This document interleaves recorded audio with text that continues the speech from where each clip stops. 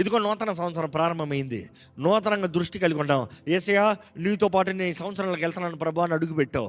యేసుతో పాటు వాగ్దానంలో ఈ సంవత్సరం ప్రారంభించావు. వచ్చింది తుఫాను, ఏం చేస్తున్నావు? వచ్చింది తుఫాను, ఏం చేస్తున్నావు? భయపడుతున్నావా? బెదిరిపోతున్నావా? పారిపోతున్నావా? వెనక్కి పరిగెడుతున్నావా? చేతకాని వాడికి ఉండిపోతున్నావా? అయ్యో దేవా ఎక్కడున్నావు, నేను చచ్చిపోతా ఉంటాను, నా బాధ లేదా నీకో అని ఏడుస్తున్నావా? దేవుడు అంటున్నాడు, శత్రువుని జస్ట్ నోరు మూయించు.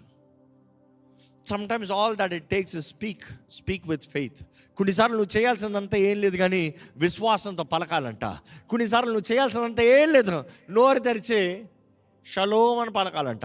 ఎక్కడ ఒకసారి షలోం అని చెప్తారా? చెప్తున్నారా? దేవుని వాక్యలో చూసినప్పుడు అండి, వీరిలాగా బాధపడుతూ కేక వేస్తూ ఉంటే యేసు ప్రభు లేచి వారిని ఏమడుగుతున్నాడు? మొదటిగా యేసు ప్రభు ఏం చేశాడు? ఆయన లేచి ఆయన గాలిని నీటిని గద్దించి ఇంకో చోట చూసినప్పుడు హీ రెబ్యూక్డ్ అనేటప్పుడు ఒక స్కాలర్ రాశాడు దాని గురించి ఏంటంటే, taking out of the gospels కాంటెక్స్ట్లో ఉండి ఆయన జస్ట్ బీ స్టిల్ అన్న మాట, ఊరకే ఉండు అన్న మాట చూస్తాము, బీ స్టిల్ అన్న మాట చూస్తాము ఇంకొక సువార్తలో. ఆ స్టిల్ అన్న మాటకి గ్రీక్లో ఒక రియల్ ట్రాన్స్లేషన్ చూసినప్పుడు ఆయన ఒకటే అంటున్నాడు, సైలెంట్. ఇంకో మాట దానికి ఆల్టర్నేటివ్ చెప్పాలంటే షలోమ్. అందుకనే షలోమ్ అని చెప్పన్నా. ఎక్కడ